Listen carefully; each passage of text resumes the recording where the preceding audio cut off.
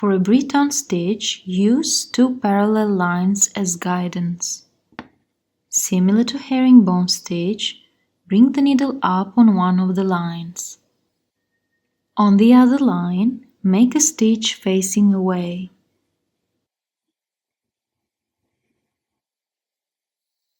Go one time under the newly created stitch. Come back on the first line and make another stitch towards the entry point.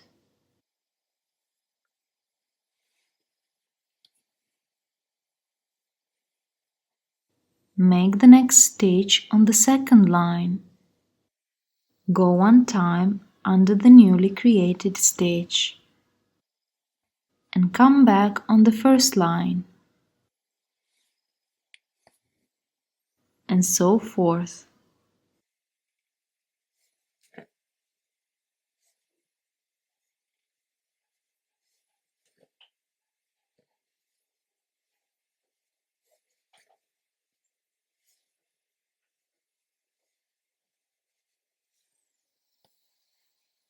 To finish, bring the needle down on the first line after going one time under the last stitch.